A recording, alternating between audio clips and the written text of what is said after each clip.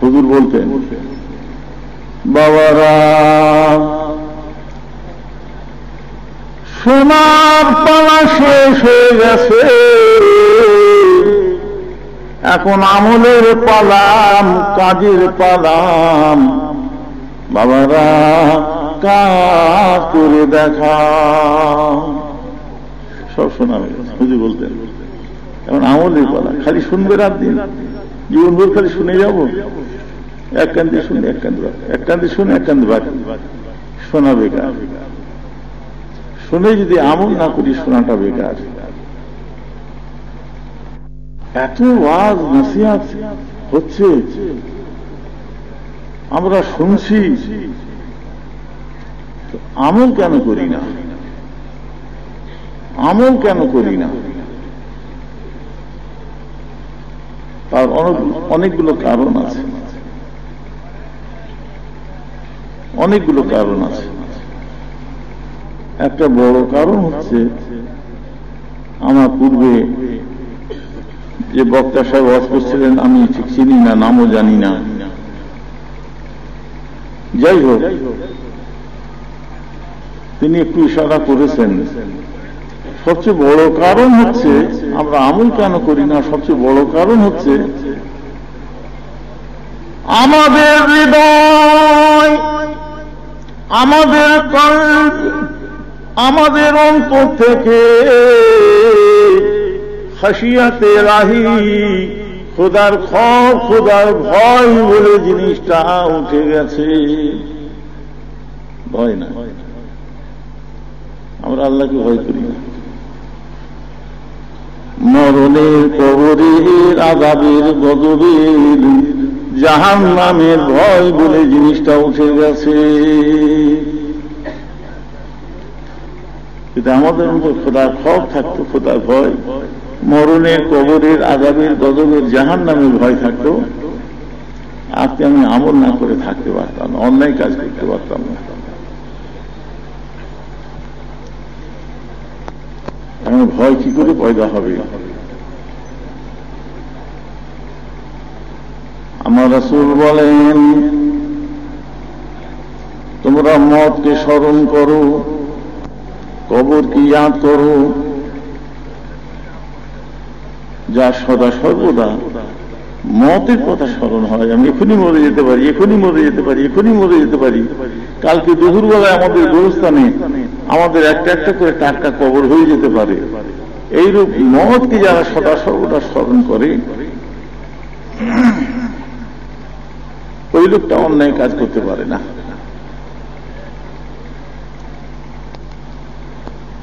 মওতকে স্মরণ করুন। আর মওত কি করে স্মরণ হবে তার উপরে আমাদের রাসূল বলে গেছে, যুরুল কুবুরা ফাইন্নাহু তুযাক্কিরুল মাউতা। আমার রাসূল সোনার জবান মুবারক থেকে ইরশাদ করেন, তোমরা বেশি বেশি বাপ মা ময় মুরব্বীর গোরটা জিয়ারত করো, কবর জিয়ারত করো। গোরস্থানে যাও, গোরস্থানে যাও, মা বাপের ময় মুরব্বীর গোর জিয়ারত করো। গোর জিয়ারত করতে গেলেন, গোর দেখে, কবর দেখে নিজেদের গোরের কথা, কবরের কথা মনে পড়বে। আমার বাপ গেছে, দাদা গেছে, দাদি গেছে, নানি গেছে, সবাই গোরস্থানে শুয়ে আছে, আমার একটা কবর হবে, আমারও কবর হবে। আমারও কবরেতে বন জঙ্গল হয়ে যাবে, দাঁতের বন হয়ে যাবে, বাঁশের ঝাড় হয়ে যাবে, আমারও কবরে বন জঙ্গল হয়ে যাবে। কি নিয়ে যাব কবরে? চিন্তা আসবে। আমার রাসূল বলেন, গোরের ধারে গেলেন, গো জিয়ারত করলে পরে তোমাদের নিজেদের গোরের কথা মনে পড়বে, কবরের কথা মনে পড়বে, মওতের কথা স্মরণ হবে। আমারও মওত হবে, মৃত্যু হবে, আমাকে এই গোরস্থানে আসতে হবে। ওই লোকটা অন্যায় কাজ করতে পারবে না। আপনি আমি গোর জিয়ারত করি না, গোরের ধারে যাই না। যাবেন মুরব্বী আত্মীয় স্বজনে গোর জিয়ারত করতে যাবেন, এর উপরে অনেক হাদিস আছে, আমি সেদিকে আর যাচ্ছি না। শেখ মাশায়েখ পীর ওলিয়া আউলিয়াদের মাজারটা জিয়ারত করতে যাবেন।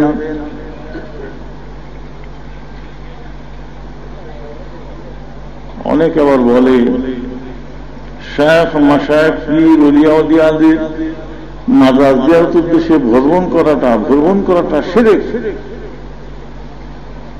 একেবারে বাজে কথা। আলেম হয়ে তারা কি করে এগুলো বলেন জানি না।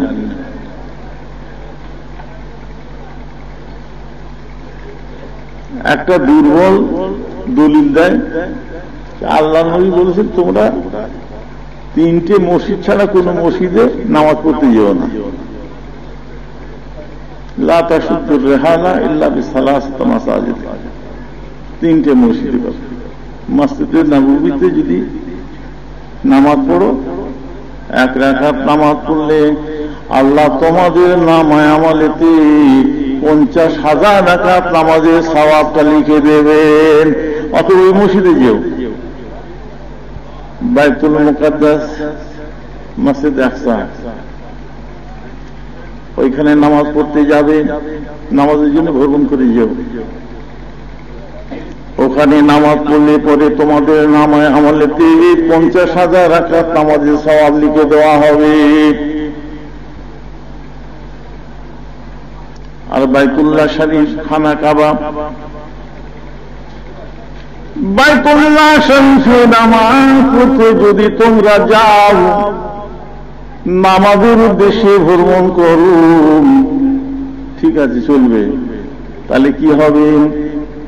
তোমাদের নামায় আমলেতে 1 রাকাত নামাজের বিনিময়েতে আল্লাহ তোমাদের নামায় আমলেতে 1 লক্ষ নামাজের সওয়াবটা লিখে দেবে।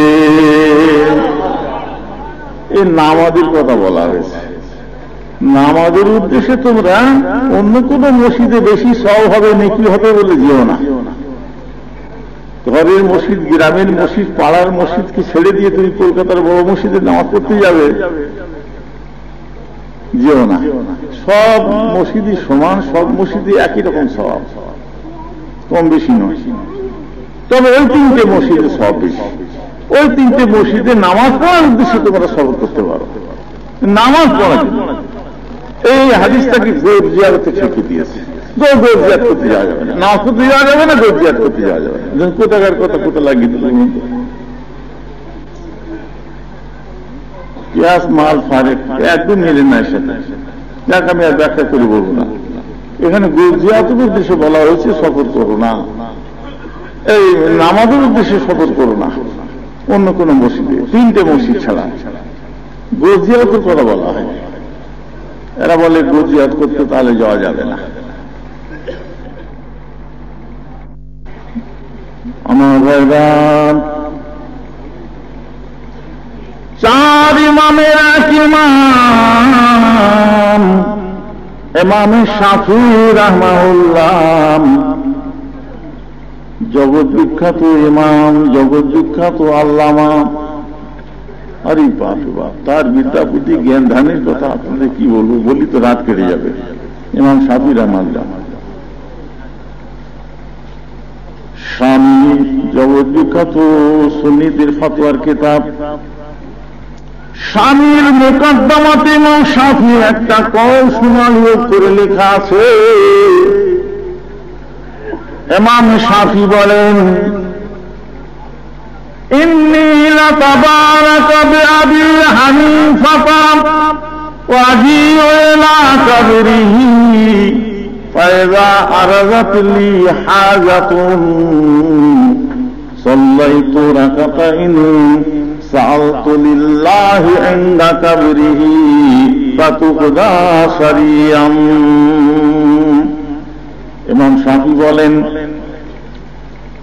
আমার যখন কোন প্রয়োজন দেখা দেয়, কোন হাজাত, কোন প্রয়োজন, আমার যখন কোন হাজাত প্রয়োজন দেখা দেয়, ইমাম শাফি বলেন, তখন আমি ইমাম শাফি ফিলিস্তিন থেকে বগদা শরীফে ইমামে আজম আবু হানিফার গোরটা জিয়ারত করতে যাই। বলুন সুবহানাল্লাহ। এক ইমাম আর এক ইমামের গোর জিয়ারতের উদ্দেশ্যে ফিলিস্তিন থেকে বগদা শরীফে সফর করেন।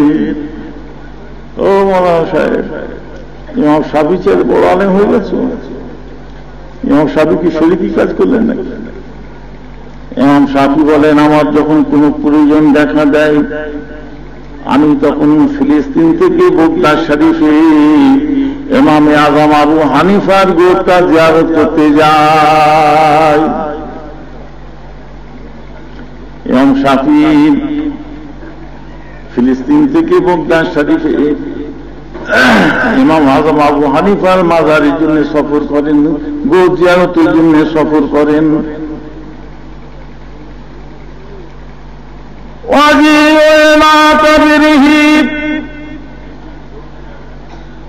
ইমাম শাফি বলেন, আমি ইমাম আজম আবু হানিফার কবরে এসে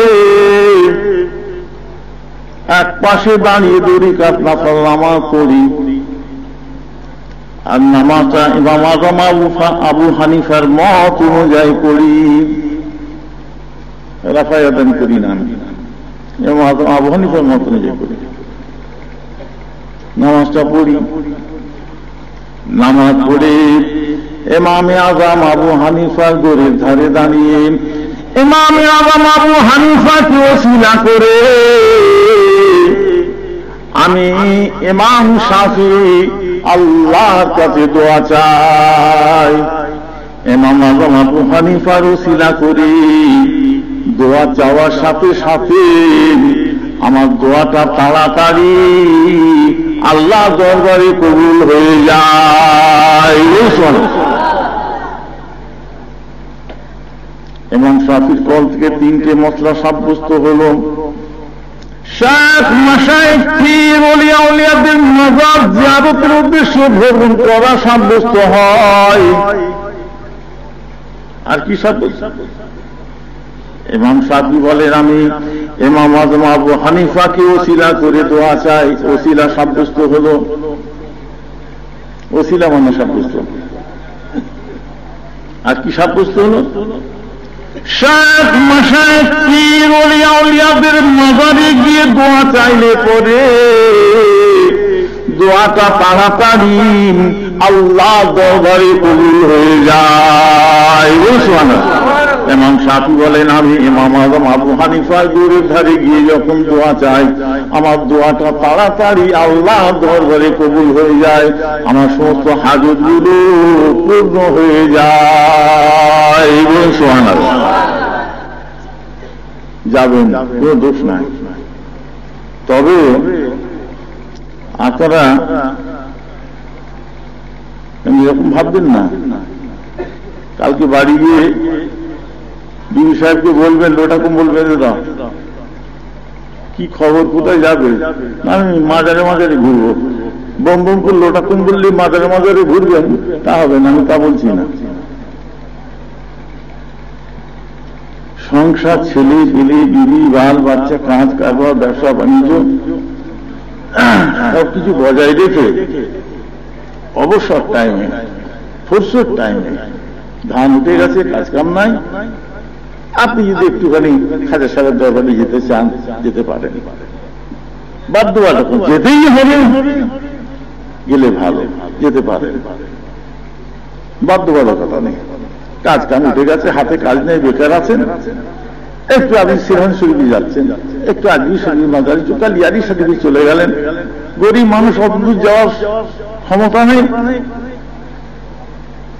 মনে আরজু হয় একটু আল্লাহ রবিদের মাজার জিয়ারত করলে ভালো হতো। আমার ভাইরা, ফুরফুরা শরীফে মুজাদ্দিদ জামান দাদা হুজুর কিবলা মাজারে চলে আসবেন। আমাদের বেলপড়া হুজুর সৈয়দ হোসেন বুখারী রাহমাহুল্লাহর মাজারটা জিয়ারত করতে আসবেন, সব পাবেন। বেকার পিকনিকে না গিয়ে, ওই ঘুরতে বেড়াতে না বেরিয়ে আপনি যদি ভালো কাজের জন্য আল্লাহর বিরুদ্ধে মাজারে যান, একটু দোয়া চাইবো আল্লাহর কাছে, ওলি আল্লাহর রসিলা দিয়ে দোয়া চাইবো আল্লাহ, যাওয়া যাবে, কোনো দোষ নাই। আপনি আমি জিয়ারত করি না, কবরের ধারে যাই না। ইসলামের তৃতীয় খলিফা হযরতে উসমান গনি রাদিয়াল্লাহু তাআলা গো জিয়ারত করেন। উসমান গনি গো জিয়ারত করছেন, ইসলামের তৃতীয় খলিফা। আরে বাবা, উসমান গনি গোরের ধারে এসে এত কাঁদা কাঁদেন, এত কাঁদা কাঁদেন, হাদিস পাকে আছে হাত্তা ইয়াবুল্লা লাহিয়াতিহি, উসমান গনির চোখের পানিতে দাড়ি মুবারকখানা ভিজে যায়। উসমান গনি গোর জিয়ারত করতে এসে এত কাঁদছেন, চোখের পানিতে দাড়ি ভিজে যাচ্ছে। উসমান গনি রাদিয়াল্লাহু তাআলা কে জিজ্ঞাসা করেন, ও ভাই উসমান গনি, আপনার কাছে আযাবের কথা, গজবের কথা, জাহান্নামের কথা আলোচনা করলে পরে আপনি কাঁদেন বটে, কিন্তু এত কাঁদতে দেখি না যেমন নাকি আপনি গোরের ধারে বসে কাঁদেন। আপনি গোরের ধারে কেন এত কাঁদেন? এত কাঁদতে তো অন্য সময় দেখি না। মুসলমান খেয়াল করে শুনুন, তখন হযরতে উসমান গনি রাদিয়াল্লাহু তাআলা বলেছিলেন, ও আল্লাহর নবীর সাহাবীরা, তবে শোনো শোনো, আমি উসমান একবার নয়, দুবার নয়, বহুবার আল্লাহ নবী আল্লাহ রাসূলকে বলতে শুনেছি, ইন্নাল কবরা আউয়ালু মুনজিলি মিন মানাজিলিল আখিরাতি, ফামান নাজা মিনহু ফামা বাদাহু আইসারু মিনহু, ওয়া ইন লাম ইয়ানজু মিনহু ফামা বাদাহু আশাদ্দু মিনহু। আমি একবার নয়, দুবার নয়, বহুবার আল্লাহ নবী আল্লাহ রাসূলকে বলতে শুনেছি, আল্লাহ নবী ইরশাদ করেছেন, আখিরাতে যাবার অনেকগুলো ঘাঁটি হবে, আখিরাতে যাবার অনেকগুলো ঘাঁটি হবে, অনেকগুলো মঞ্জিল হবে, তার ভেতরে কবরটাই হচ্ছে সবচেয়ে প্রথম ঘাঁটি, প্রথম মঞ্জিল। কি ভাবছেন গো? কে কাঁদছেন গরিব ঘরে বসে? কে বলছেন কবরে আমার দুর্দশা কি হবে? এই না ভেবে আমি কাঁদছি। উসমান গনি রাদিয়াল্লাহু তাআলা যা 7 কোন মা, 7 কোন মা, তা তো হাসার কথা। উসমান গনি কাঁদে, যার কাঁদার কথা আপনার আমার জীবনটা গোনায় গোনায়, খাতায় খাতায়, পাপে পাপে কেটে যাচ্ছে। আপনি আমি খালি হাসছি, আনন্দ ফুর্তি করে বেড়াচ্ছি, মজ মাস্তি করে বেড়াচ্ছি। উৎখেদে খুদ নেই, আনন্দ ফুর্তি, মজ মাস্তি, উৎখেদে খুদ নেই। একটা ভিডিও রেডিও, একটা টিভি কিনে বসে আছে, রাত দিন গান বাজানো হই হুল্লালেই মেতে আছে, মজ মাস্তি হচ্ছে, আনন্দ ফুর্তি হচ্ছে খালি। একবার কবরের কথা, মওতের কথা স্মরণ করে কেউ কাঁদে না, আযাবের, গজবের, জাহান্নামের কথা মনে করে কেউ কাঁদে না। উসমান গনি গোরের ধারে বসে কাঁদছে, কবরে আমার কি হবে? কে কাঁদছেন গো? কে উসমান গনি? আল্লাহর নবী যখন মক্কা থেকে মদিনা হিজরত করেন, মদিনায় মিষ্টি পানির কুয়া ছিল না, একটি কুয়া, যার নাম হচ্ছে বীর রোমা। রোমা নাম একটি কুয়া।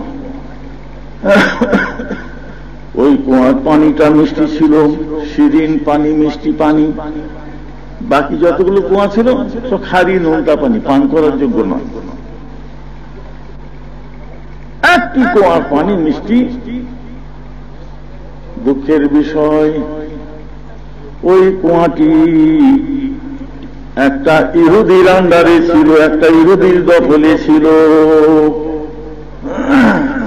ফলে ইহুদি লোকটা মুসলমানদের নির্বিঘ্নে পানি দিতে দিত না, পানিতে বাধা সৃষ্টি করে, পানি দেয় না। আরবের মরু অঞ্চলে পানির মতো একটা প্রয়োজনীয় জিনিস যদি বন্ধ করে দেয় কি অবস্থা হবে চিন্তা করতে না। ফলে মুসলমানদের পানির বড় দিক্কত হতে থাকে, পানির বড় তাকলিফ হতে থাকে, পানির বড়ই কষ্ট হতে থাকে। মুসলমানরা চিন্তিত, সাহাবারা চিন্তিত, ইহা তক আমার রাসূলও চিন্তিত। পানির খুব কষ্ট, তাকলিফ দেখা দিল।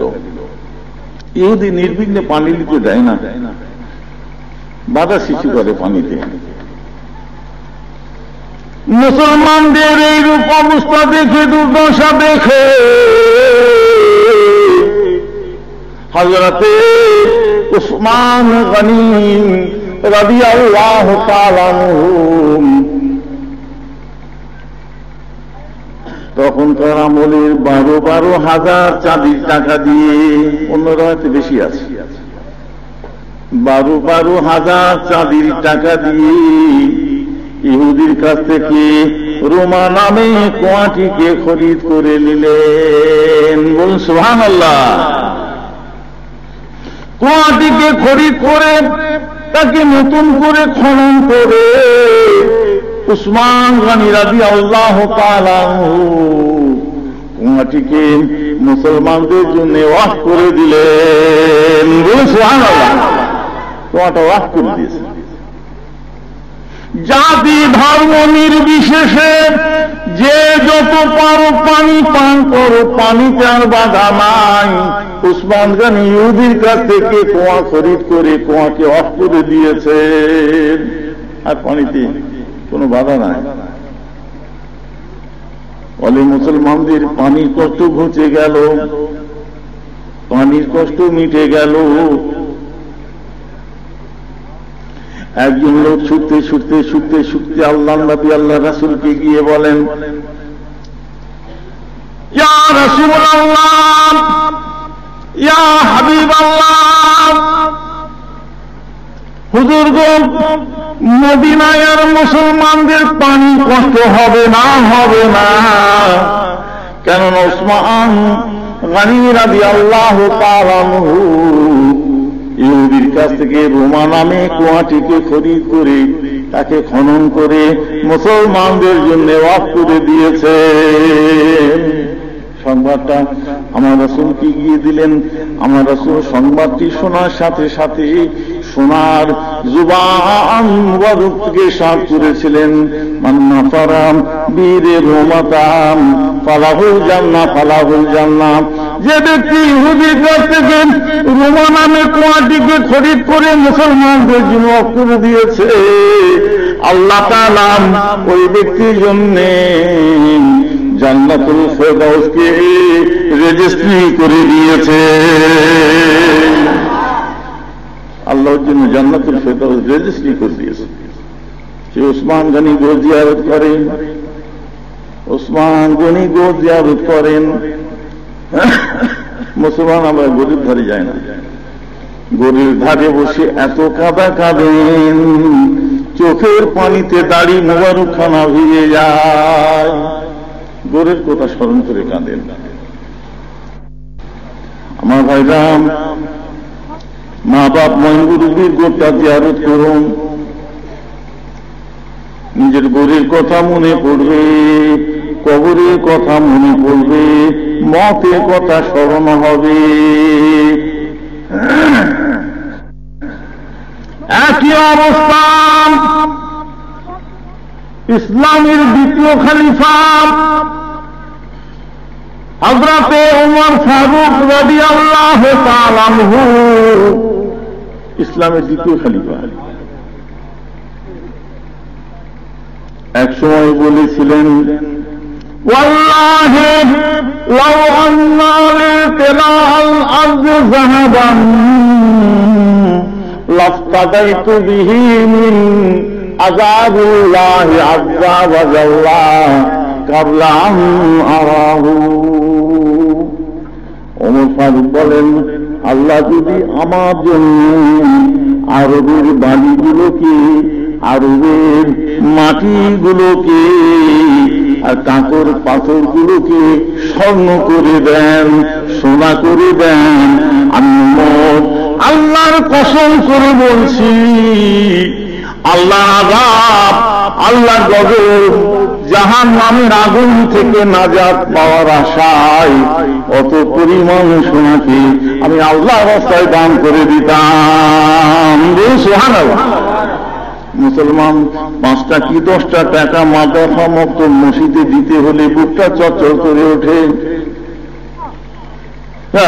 100 টাকা চলে গেল, 50 টাকা চলে গেল, ঘরে বইয়ের কাছে এসে, বিবির কাছে এসে পস্তায়, জানলে আজকে 50 টাকা দাম করে ফেলেছি, 100 টাকা দিয়েছে, 100 টাকা দিয়ে দিলে 50 টাকা দিতে, হ্যাঁ ওটা ভুল হচ্ছে, ঝোঁকের মাপে দিয়ে ফেললাম, পস্তাচ্ছি, 50 টাকা দিয়ে পস্তাচ্ছি। কোথায় দিয়েছে? মসজিদে দিয়েছে, মাদ্রাসায় দিয়েছে, ধর্মীয় প্রতিষ্ঠানে দিয়েছে, মক্তবে দিয়েছে, বসতে মরে। জীবনটা গোনায় গোনায়, খাতায় খাতায়, পাপে পাপে কেটে যাচ্ছে। 10টা কি 20টা টাকা আল্লাহ রাস্তায় দান করতে হলে বুকটা চরচর করে ওঠে। ওমর ফারুক বলেন, আল্লাহ যদি আমার জন্য আরবের মাটিগুলোকে, কাঁকর পাথরগুলোকে সোনা করে দিতেন, আমি ওমর আল্লাহর কসম করে বলছি, আল্লাহর আযাব, আল্লাহর গজব, জাহান্নামের আগুন থেকে নাজাত পাওয়ার আশায় আমি অত পরিমাণ সোনাকে আল্লাহ রাস্তায় দান করে দিতাম, খায়রাত করে দিতাম। কি বলছেন গো? হযরত ওমর ফারুক। কে জানেন হযরত ওমর ফারুক? হযরত ওমর ফারুক কে? মনে হতো যে হযরত ওমর ফারুক সম্পর্কে যদি বলি তো রাত কেটে যাবে। وعن عائشة قالت بين رسول الله صلى الله عليه وسلم في هجره في ليلة ضاحية إذ قلت يا رسول الله هل يكون لأحد من الحسنات عدد نجوم السماء। আম্মা জান আয়েশা সিদ্দিকা রাদিয়াল্লাহু তাআলা আনহা বলেন, কোন এক রাতে আমার পালার দিনে, আমার বাড়ির দিনে, আল্লাহর নবী কোন এক রাতে আমার পালার দিনে, আমার বাড়ির দিনে আমার কোলে মাথা রেখে শুয়ে আছেন। আম্মা জান আয়েশা সিদ্দিকার কোলে মাথা রেখে আমাদের নবী শুয়ে আছেন কোন এক রাতে, আম্মা জানের পালার দিনে। আম্মা জান বলছেন, ওই রাতে আকাশে এত তারকা ফুটেছে, আকাশ তারকায় ভরে গেছে, আকাশে এত তারকা ফুটেছে, আকাশ তারকায় ভরে গেছে, কেন আকাশে তারকার ফুল ফুটেছে। আমাদের মা তারকা দেখছেন, তারকা দেখছেন, মনে মনে বলছেন, আল্লাহ তোমার কি কুদরত, এই বিরাট বিশাল আকাশ তারকায় ভরে গেছে, তারকায় ভরে গেছে। আল্লাহ মনে মনে বলছেন, তোমার এমন বান্দা কেউ আছে? এমন কি কেউ বান্দা আছে এত তারকা পরিমাণে জানলে কি? এমন বান্দা কি কেউ আছে? মনে মনে ভাবছেন। এক সময় আম্মা জান আয়েশা সিদ্দিকা রাদিয়াল্লাহু তাআলা আনহা মনে মনে বলছেন, না এত 7 পাঁচ চিন্তা করে লাভ কি? বাজার তো সব হুজুর পাক আমার কোলে মাথা রেখে শুয়ে আছেন, একটু জিজ্ঞাসা করি না আল্লাহ নবী কি বলেন। সঙ্গে সঙ্গে জিজ্ঞাসা করছেন, ইয়া রাসূলুল্লাহ, ইয়া হাবিবাল্লাহ, হুজুর দেখুন দেখুন আকাশে কত তারকা ফুটেছে, আকাশ তারকায় ভরে গেছে। হাল ইয়াকুনু লিআহাদিন মিনাল হাসানাতি আদাদা নুজুমিস সামাই। ইয়া রাসূলুল্লাহ, ইয়া হাবিবাল্লাহ, একটু বলুন এত তারকা পরিমাণে, এত তারকা পরিমাণে কি কারণে কি আছে? আকাশে যত তারকা, এত তারকা পরিমাণে কি কারণে কি আছে? একটু বলুন না হুজুর, আমার জানতে ইচ্ছে হচ্ছে।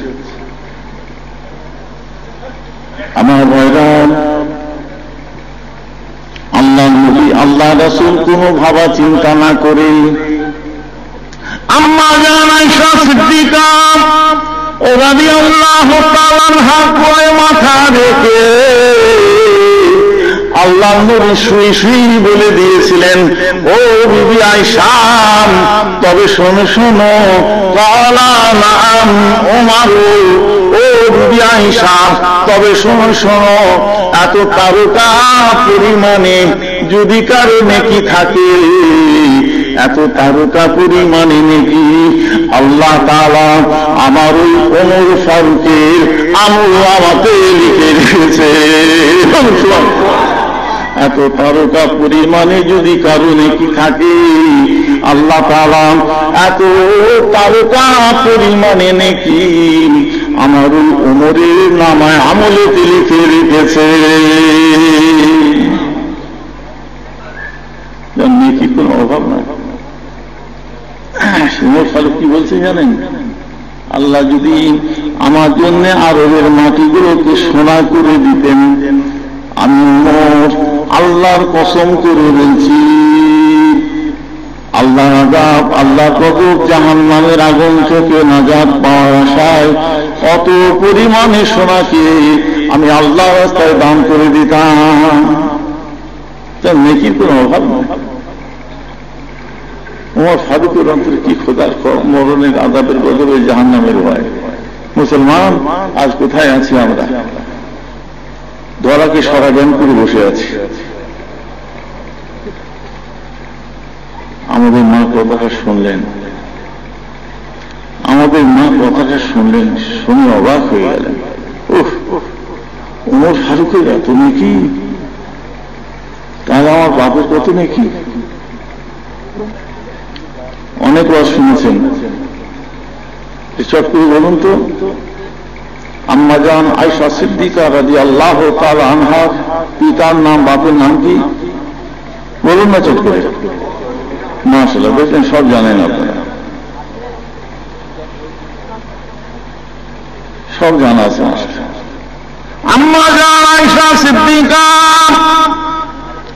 রাদিয়াল্লাহু তাআলা আনহা মনে মনে ভাবেন, আল্লাহ গো, ওমর ফারুকের যদি অত নেকি হয়, আমার বাপ আবু বকরের কত নেকি, আমার বাপ আবু বকরের কত নেকি। কম নাকি? আবু বকরের কত নেকি, আমার বাপের কত নেকি, কম নাকি? না, এত 7 পাঁচ চিন্তা করে লাভ কি? বাজার তো করতে হুজুর পাক তো আমার কোলে মাথা রেখে আরাম খাওয়া মারছেন, শুয়ে আছেন। আর একবার জিজ্ঞাসা করে দেখি না আমার রাসূল কি বলেন, আর একবার জিজ্ঞাসা করে দেখি না আমার রাসূল কি বলেন। জিজ্ঞাসা করছেন, ওয়া আইনা হাসানাতু আবি বকর, ওয়া আইনা হাসানাতু আবি বকর, ইয়া রাসূলুল্লাহ, ইয়া হাবিবাল্লাহ, হুজুর ওমর ফারুকের যদি অত নেকি হয়, অত তারকা পরিমাণে নেকি হয়, আমার বাপ আবু বকরের কত নেকি?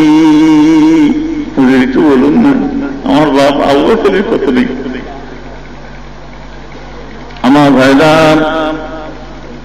আল্লাহর নবী আল্লাহ রাসূল কোন ভাবা চিন্তা না করে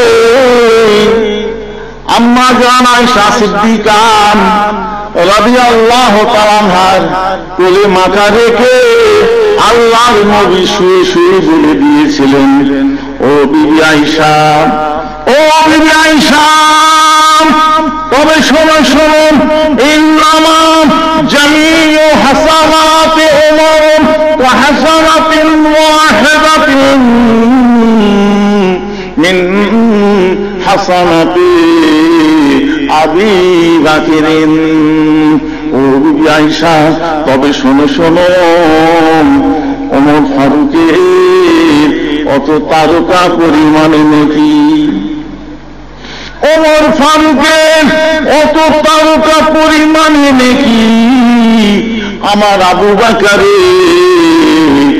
একটি নেকির সমতুল্য। বলো সুবহানাল্লাহ। আমার আবু বকরের একটি নেকি, মহব্বতের সাথে দরুদ শরীফ, আল্লাহুম্মা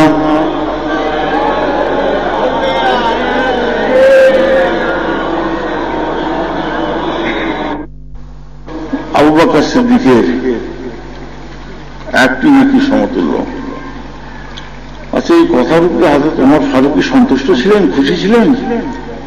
আমার সমস্ত জীবনের নেকি অত তারকা পরিমাণে নেকি আবু বকরের একটি নেকি সমতুল্য, এই কথার উপরে কি হযরত ওমর সন্তুষ্ট ছিলেন, খুশি ছিলেন? ওমর কি কথাটা মেনে নিতে পেরেছিলেন, অ্যাকসেপ্ট করে নিতে পেরেছিলেন? আমার ভাইরা, কোন এক সময়তে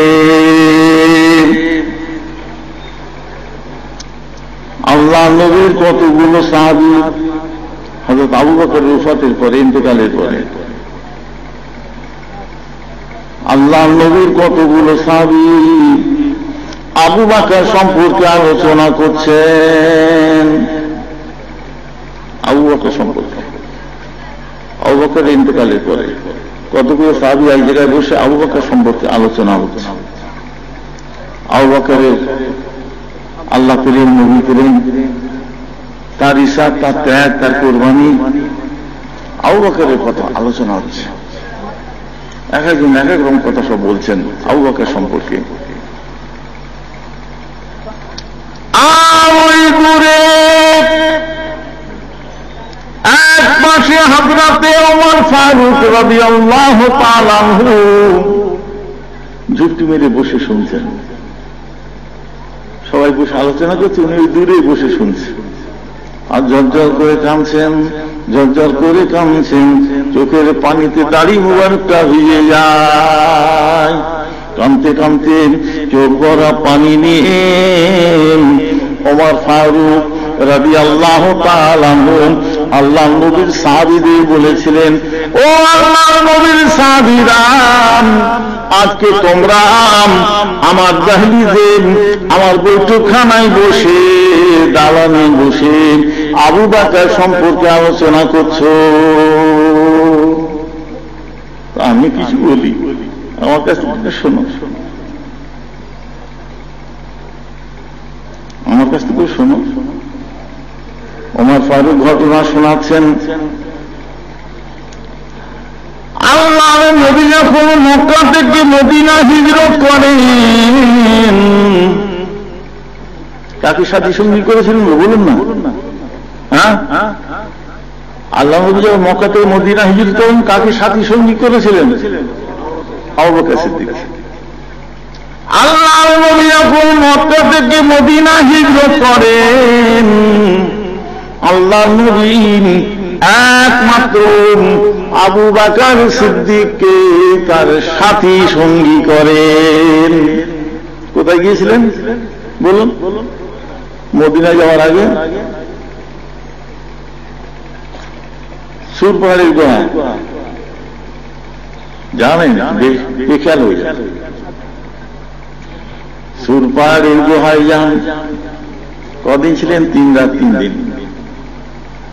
দুশমনরা এলান করে দিল, প্রচার করে দিল যে মুহাম্মদ সাল্লাল্লাহু আলাইহি সাল্লামকে ধরে দেবে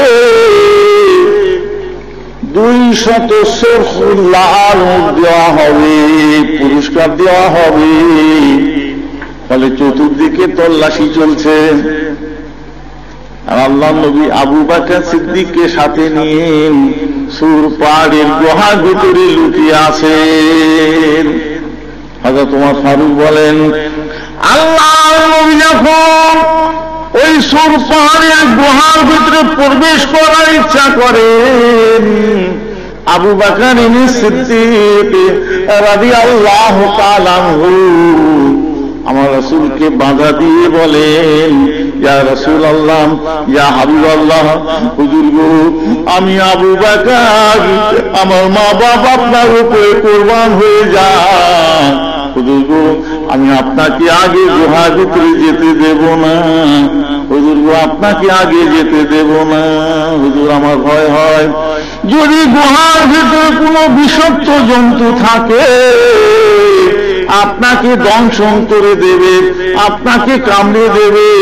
না না না, আমি আবু বকর থাকতে তা হতে পারে না। হুজুর, আমি আবু বকর আগে যাব, যদি কোনো বিপদ ঘটে আমি আবু বকরের উপর দিয়ে সেটা ঘটে যাবে। বলি সুবহানাল্লাহ। কি নবী করেন, কোন বিপদ ঘটে আমার উপর দিয়ে ঘটে যাবে, আপনাকে আগে যেতে হবে। আল্লাহ নবী গুহার ভিতরে প্রবেশ করার আগে আবু বকর গেলেন। আবু বকর ভেতরে জঞ্জাল পাথর কাপড় পরিষ্কার করেন। গুহার ভেতরে ঢুকে দেখেন বেশ অনেকগুলো প্রচুর সাপের গর্ত আছে। আবু বকর সিদ্দিক রাদিয়াল্লাহু তাআলা নিজের চাদর ছিঁড়ে ছিঁড়ে সাপের গর্তের মুখগুলো বন্ধ করে দেন। কাপড় ছিঁড়ে ছিঁড়ে গর্তের মুখগুলো বন্ধ করে দেন। কোন রাতে দুটো গর্তের কথা আছে, কোন রাতে একটার কথা একটাই বলি, একটা গর্ত বাকি থেকে যায়। আবু বকর সিদ্দিক রাদিয়াল্লাহু তাআলা ওই গর্তটাই নিজের পায়ের গোড়ালিটা রেখে গর্তের মুখটা বন্ধ করে দেন। পায়ের গোড়ালিটা রেখে, এই পেছন দিকটা গোড়ালি। আল্লাহ নবীকে ডাকেন, হুজুর ভেতরে তাশরিফ আনুন, হুজুর আসুন। আল্লাহ নবী ভেতরে তাশরিফ নিয়ে যান। আমাদের নবী বড় ক্লান্ত, খুব ক্লান্ত, উঁচু পাহাড় উঠতে হয়েছে, হুজুর খুব ক্লান্ত। তাই আল্লাহর নবী, আল্লাহ রাসূল আবু বকর সিদ্দিক রাদিয়াল্লাহু তাআলা কোলে মাথা রেখে আমার দয়ার নবী একটু শুয়ে পড়েন। আমার দয়ার নবীর চোখটা লেগে যায়, শুধু ঘুমিয়ে পড়লেন। আমার ভাইরা ঠিক যখন আল্লাহ নবী ঘুমোচ্ছেন কোলে মাথা রেখে, ওই সময় গর্ত থেকে একটা বিষাক্ত সাপ বাইরে বার হতে চাই, বাধা সৃষ্টি হয়। আবু বকর সিদ্দিক রাদিয়াল্লাহু তাআলা আনহুর পায়ে গোড়ালিতে ওই সাপটা কয়েকবার দংশন করে দেয়, কয়েকবার কামড়ে দেয়। আল্লাহ দুশমনকে যেন সাপে না কামড়ায়। সাপে কাটার রোগীর কি যে কষ্ট, জ্বালা যন্ত্রণা, যাকে কামড়েছে সেই জানে। আর সাপে কেটে গোটা পৃথিবীতে লক্ষ লক্ষ মানুষ মরে যাচ্ছে সাপ কেটে, সাপের কামড়ে মরে যাচ্ছে কেটে। আমার ভাইরা, আবু বকর সিদ্দিকের পায়ের গোড়ালিতে সাপে কামড়ে দিয়েছে। সমস্ত শরীরের রংটা মোতাগাইয়ের হয়ে গেছে, পরিবর্তন হয়ে গেছে, নীল হয়ে গেছে। সদমা হচ্ছে, কষ্ট হচ্ছে। সাপের বিষের জ্বালা যন্ত্রণা সহ্য করে ধৈর্য ধরে সবর করে বসে আছেন।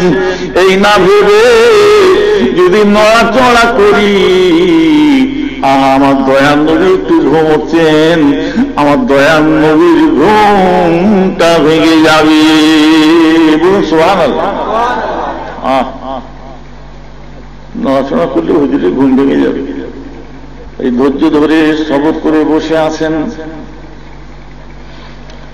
যতই ধৈর্য ধরুন না কেন,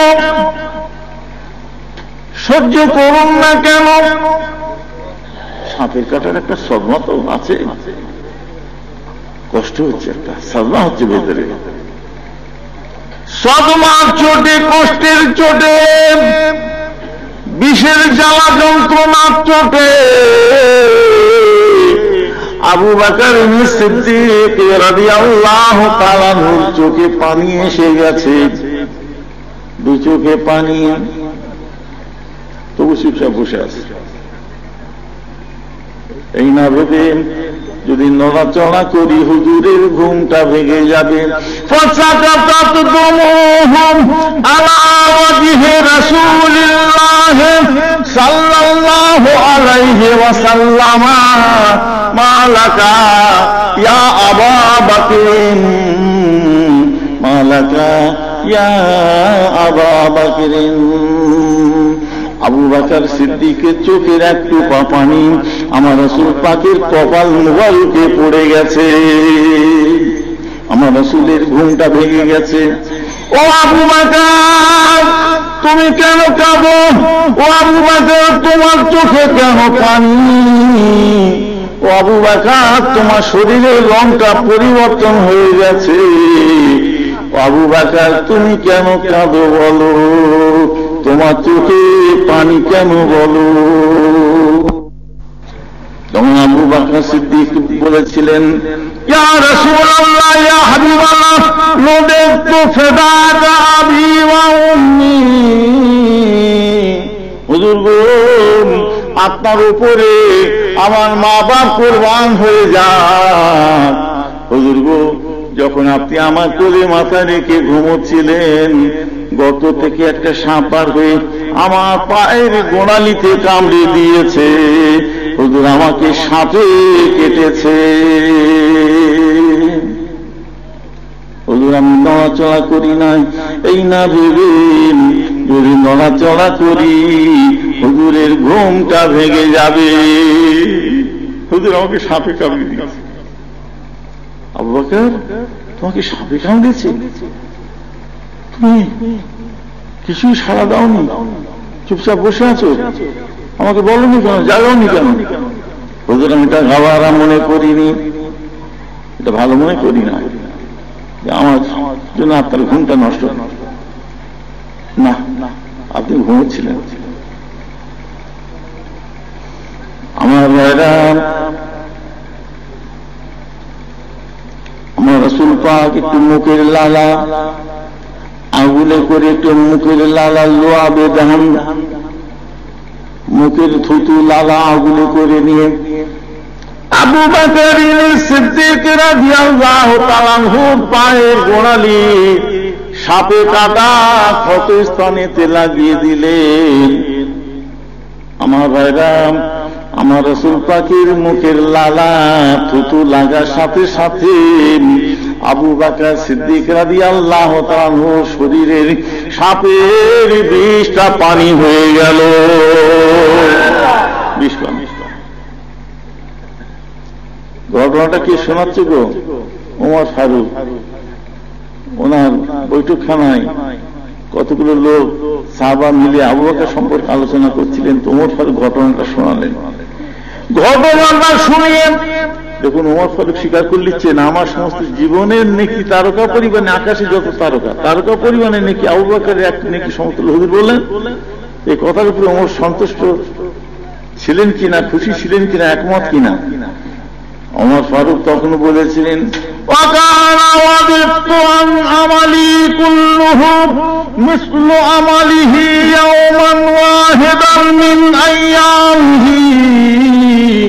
লাইলাতান ওয়াহিদাতান মিন লায়ালিহি আম্মা লাইলাতুহু কালিলাতুন সারা মা রাসূলিল্লাহি সাল্লাল্লাহু আলাইহি ওয়াসাল্লাম ইলাল গারি। আল্লাহর নবীর সাহাবীরা শোনো শোনো,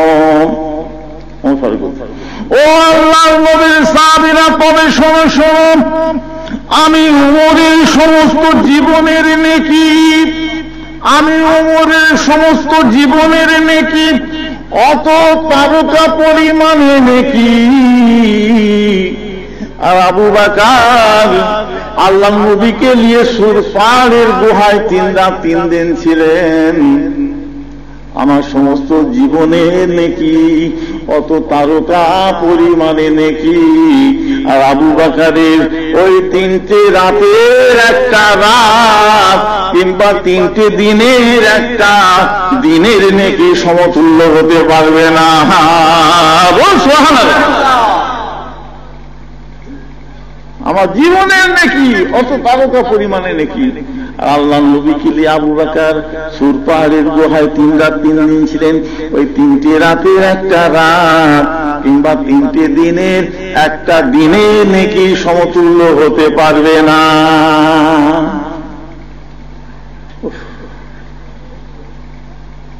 সেই আবু বকর সিদ্দিক রাদিয়াল্লাহু তাআলা অন্তরে কি খোদার ভয় ছিল।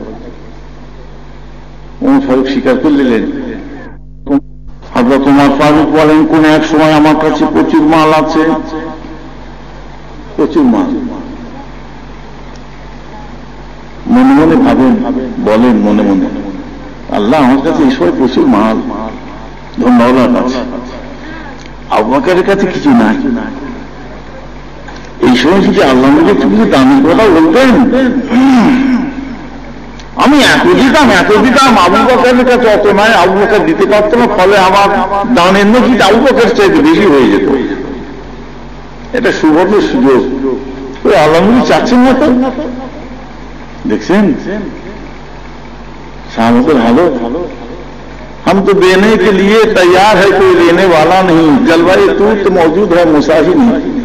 আমি দিতে প্রস্তুত লিবার লোক না। তবে চিন্তা করে মাথায় চিন্তা নিয়ে ঘোরাফেরা করেন। একদিন আল্লাহর নবী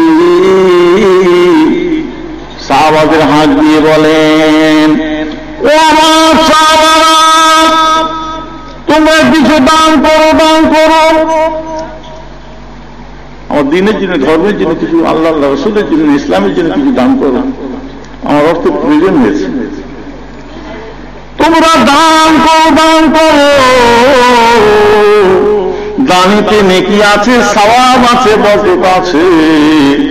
দান করলে তোমাদের ধন দৌলত কমবে না, আল্লাহ তাতে বরকত দিয়ে দেবে। দান করো, সামান্য হলো দাও। মান আনফাকা ফি সাবিলিল্লাহি কান্নাহু মিসলা উহুদিন ফি সাবিলিল্লাহ। কম হলো দাও, সামান্য কিছু দান করেছেন, আল্লাহ নবী বলেন তাদের দানকে সামান্য বলে মনে করো না, তারা যেন উহুদ পাহাড় স্বর্ণ আল্লাহ রাস্তায় দান করে দিয়েছে। দান করো। ও সালে খুব খুশি, খুশিতে ভাগে ভাগ।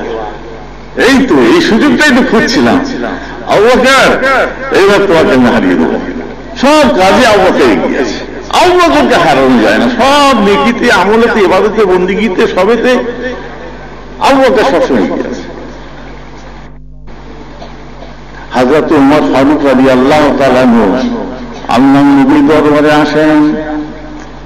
আল্লাহর নবী আল্লাহ রাসূলকে বলেন, ইয়া রাসূলুল্লাহ, ইয়া হাবিবাল্লাহ, আমি ওমরের দানকে কবুল করুন। আমি ওমর দান এনেছি, হুজুর আমার দানকে কবুল করুন। ওমর কি এনেছো? হুজুর এই যাচ্ছেন, কয়েকটা উঁটির পিঠি বোঝায়। ও হুজুর প্রচুর মাল গো, হুজুর যাচ্ছেন, আল্লাহ রাস্তায় দান করছি। আমাদের নবী কি মানবতা ছিল, দিলে দেবগুলো সব নিয়ে নেবে না, জিজ্ঞাসা করছেন তোমার ছেলে পিলে বিবি বাল বাচ্চা আছে।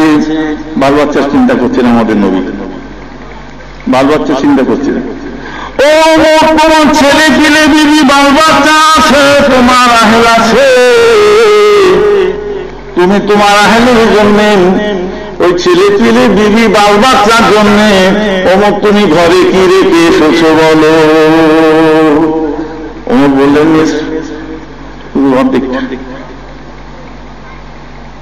অর্ধেকটা আমার, আমি ছেলে পিলে বিবি বাল বাচ্চার জন্য ঘরে রেখে এসেছি, আর অর্ধেকটা মাল হুজুরের দরবারে এনেছি। হুজুর আমার দানকে কবুল করে নিন। আমাদের যে প্রচুর মাল গো,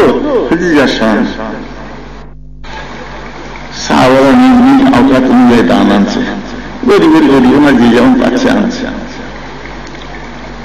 আর ওমর ফারুক খালি আবু বকরকে খুঁজছে, ওমর ফারুক খালি আবু বকর খুঁজছে, আবু বকর কোথায় গেল? হ্যাঁ, আর এসেই বা করবে কি, হাসিটা কি দেবে? আবু বকর আজকে তোমায় হারিয়ে দিয়েছি একটা বস্তা। মুচকি মুচকি হাসছে, আমি এক বস্তা মাল দিয়েছি। আবু বকর তোমাকে হারিয়ে দিয়েছি, আর উপায় নেই, ওই তো হারিয়ে এক বস্তা মাল, আমি কয়েকটা রুটি মাল দিয়েছি। মানটা দেখে আল্লাহ নবীকে বলেন, ইয়া রাসূলুল্লাহ, ইয়া হাবিবাল্লাহ, হুজুর গো, আমি আবু বকরের দানকে কবুল করুন।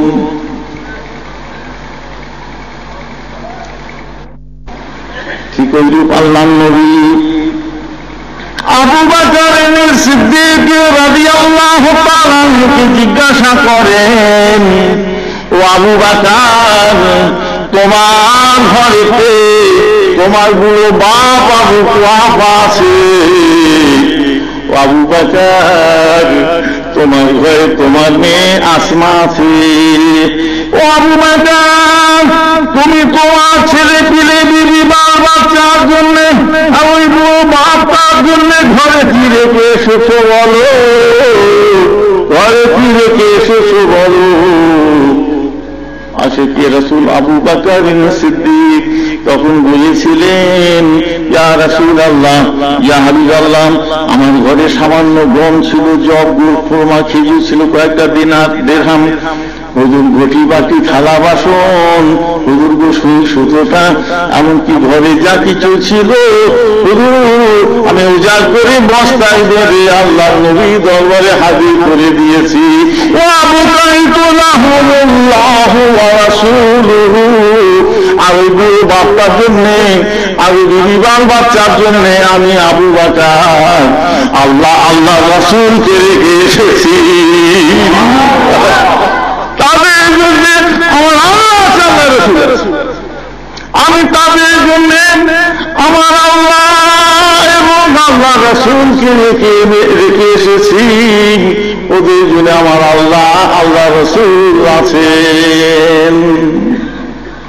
আবু বকর এই কথা শুনেন চোখ ভরা, হযরত ওমর ফারুক এই কথা শুনেন চোখ ভরা পানি নিয়ে ওমর ফারুক আস্তে আস্তে বলেন, ও ভাই আবু বকর, নিজের নাফসকে বলছেন, ও ভাই আবু বকর, হায় হায় তোমার ত্যাগ, তোমার ইচ্ছা, তোমার কোরবানি, আমি না কি ছেলে পিলে বিবি বাল বাচ্চার মায়া করে অর্ধেকটা মাল রেখে এলাম, তুমি কি বললে?